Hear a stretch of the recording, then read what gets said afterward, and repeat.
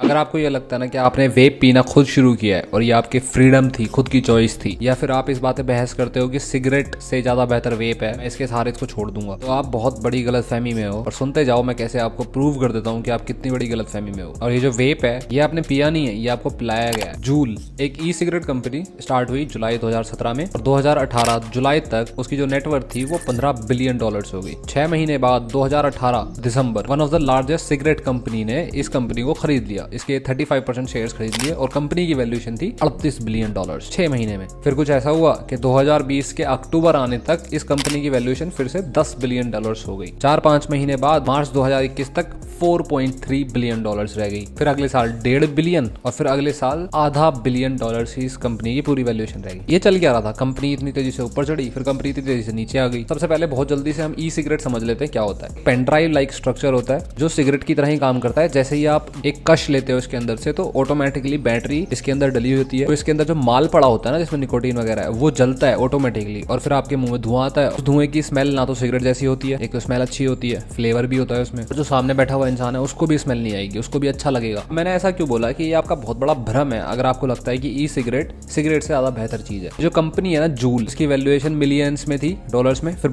$38 billion तक पहुंची थी, एकदम से स्काई रॉकेटेड हो गई थी। इस कंपनी ने जुलाई 2021 में $51,000 पे किए थे American journal of health behaviour को, ताकि वो 11 या 12 ऐसी स्टडीज छापे जिसमें वो ये प्रूव कर सके कि आप ई सिगरेट पियो और आप स्मोकिंग छोड़ दोगे इसके सहारे। ये वेरीफाई हो चुका है, ऐसा नहीं है कि कोई कॉन्स्पिरेसी थ्योरी फैला रहा है। This is verified. आप एक काम करो, आप खुद सर्च करो गूगल पे, is vaping better than cigarettes. मेरे को जो पहला आर्टिकल दिखाई दिया वो वेपिंग को एक्सप्लेन करने के लिए नहीं था, वो ये दिखाने के लिए था कि आप सिगरेट छोड़ना चाहते हो तो वेप से आप सिगरेट छोड़ सकते हो। इस आर्टिकल की लाइंस देखो आप। There is some confusion and misleading information about vaping which can make it difficult to work out what's true और not. Nicotine vaping is substantially less harmful than smoking. It's also one of the most effective tools for quitting smoking. ये किसी independent organisation के articles हैं। फिर इसी articles में कई सारे डिड यू नो फैक्ट्स लिखे हुए हैं। पहला डिड यू नो फैक्ट है, यू आर रफली twice as likely to quit smoking if you use a vape compared with other nicotine replacement products like patches and gum. एक और did you know fact इन्होंने लिखा, जो लोग vaping use करते हैं उनमें से 2/3 लोग स्मोकिंग क्विट कर देते हैं एक्सपर्ट की गाइडेंस में। और सिर्फ गूगल नहीं, अगर आप कोरा पे भी सर्च करोगे तो आपको उसके आर्टिकल्स दिखाई देंगे। जैसे मैंने सर्च किया is vaping better than cigarette, पहला आर्टिकल मेरे पास आया थोर स्टैम्बॉक का। इस भाई ने जो जवाब दिया, absolutely without a doubt carcinogen causes cancer and are caused by burning and inhalation of tobacco. अगर आप इस भाई का रिप्लाई पढ़ोगे तो पूरा का पूरा प्रॉपर टेक्निकल वे में है, जैसे भाई ने बहुत डीप पढ़ाई करी हुई है इस चीज की। मैं जब इस भाई के प्रोफाइल पे गया, ये भाई है डायरेक्टर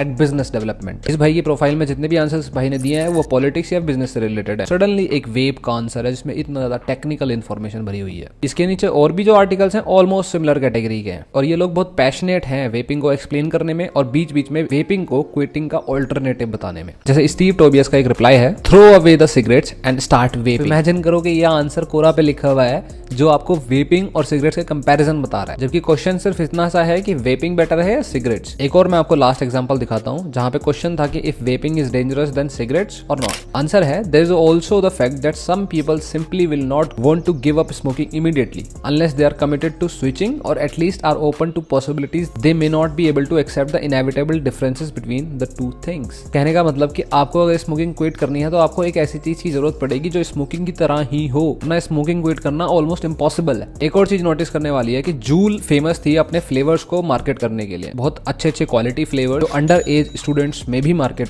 किए जा रहे थे। और इन्हीं कोरा आंसर्स में आप देखोगे कि जहां क्वेश्चन सिर्फ इतना पूछा जा रहा था कि वेपिंग बेटर है या फिर सिगरेट्स, उन्हीं की एक्सप्लेनेशन में वेपिंग को सिगरेट का ऑल्टरनेटिव बताया जा रहा है और उन्हीं आंसर्स में लिखा हुआ है कि बस आपको देखना ये है कि फ्लेवर आप कौन सा चूज करते हो वहां जाके। कितना फनी है ये चीज। Of course most of the answers, most of the articles, most of the research सब फंडेड थे जूल के, क्योंकि $1 बिलियन इंडस्ट्री थी। अब हम देखते हैं कि ई सिगरेट में इसमें कितना क्या कंटेंट होता है। 5% निकोटीन होती है जूल की ई सिगरेट्स में। 5% निकोटीन मतलब 2 डब्बे सिगरेट के। तो अगर कोई इस बात पे डिबेट कर रहा है ना निकोटीन कंटेंट कम होता है वेप्स में, ये ज्यादा होता है, आगे बढ़ के सुनते रहो मेरी बात, फिर उस डिबेट करने वाले को मेरी वीडियो दिखाना, क्योंकि निकोटीन ही सिर्फ अकेला नहीं है जो यहाँ पे कल्प्रेट है। बेंजोइक एसिड 44.8 मिलीग्राम पर मिलीलीटर डालते थे ये लोग। बाकी जो और कंपनीज हैं या उससे पहले जो भी चल रहा था वो 0.2 से लेके 2 मिलीग्राम पर मिलीलीटर डालते थे, 22 गुना से लेके 220 गुना तक। और ये इसी रीजन की वजह से कई सारे लोग हॉस्पिटलाइज भी हुए थे। मेरा ही एक दोस्त था जिसने सिगरेट छोड़ने के लिए वेपिंग स्टार्ट की थी, दबा के उसने वेप पिया, फिर उसकी तबीयत खराब हुई, पेट में दर्द हुआ, जाके दवाई लेके आया, कोई फायदा नहीं हुआ 2-3 दिन, जाके उसे हॉस्पिटल विजिट करनी पड़ी। डॉक्टर ने देखते ही उसको हॉस्पिटलाइज कर दिया, बेड पे लिटा दिया। फाइनली पता चला जॉन्डिस था उसको।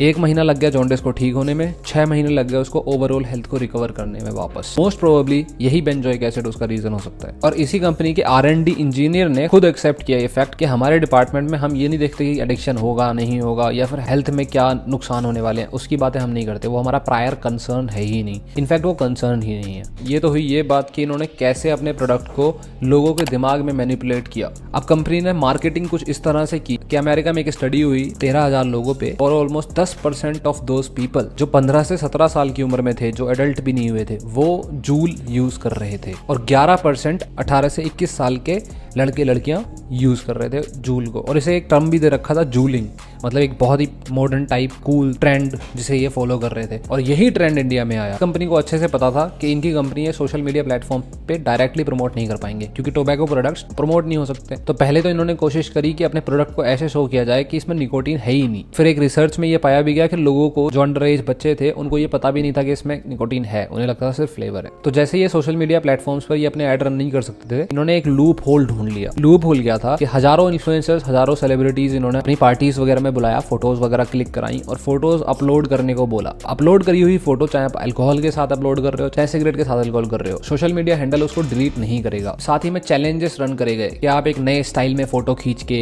वेब के साथ, धुएं के साथ और फोटो अपलोड करो और चैलेंज करो अगले पर्सन को कि वो कुछ नई फोटो डाले। ये चैलेंज वायरल होता चला गया। कंपनी ने मिलियंस ऑफ डॉलर्स ऐसे एडवर्टीजमेंट पे स्पेंड किए। साथ ही रेडियो और टेलीविजन एड्स में छोटी उम्र के बच्चे लिए और अपने वेप को, ई सिगरेट को कूल दिखाने की कोशिश की। एक और बात कि काफी सारे प्रोडक्ट्स में इंक्लूडिंग सिगरेट्स निकोटीन को अकेला डाला जाता है, जबकि इन ई सिगरेट्स में निकोटीन को अकेला नहीं डाला जाता, उसे निकोटीन सॉल्ट की फॉर्म में डाला जाता है जिसको इनहेल करना बड़ा आसान होता है, वो गले में कम लगता है और वो अंदर जाते जाते आपको बहुत ज्यादा प्रॉब्लम्स भी क्रिएट नहीं करता। इसकी वजह से आपको पता भी नहीं चलता कि आप कितना निकोटीन अपने अंदर कंज्यूम कर चुके हो। और ये बात मैं नहीं बोल रहा, ये खुद उस कंपनी के इंजीनियर्स और ऑफिशियल्स ने एक्सेप्ट की है ये बात। और उन्होंने ये भी बोला है कि निकोटीन सोल्ट आपकी बॉडी में जाने के बाद या जिस प्रोसेस से वो जा रहा है, तो हमें खुद नहीं पता कि वो कितना लॉन्ग टर्म इफेक्ट्स डालेगा, क्योंकि वैसे भी वेप एक नई चीज है तो नई प्रॉपर रिसर्च इस पे हो नहीं पाई है। तो अगली बार कोई भी आपका दोस्त, कोई कूल फ्रेंड ये बताए ना कि वेपिंग से कोई दिक्कत नहीं है भाई, तो अरे वेप मारना कूल है ब्रो, तो उसको ये वीडियो दिखाना। जब वेपिंग कंपनी के $1 मिलियन ऑफिशियल्स को ये नहीं पता कि वेप से कितना नुकसान होगा, तो तेरे को कैसे पता है।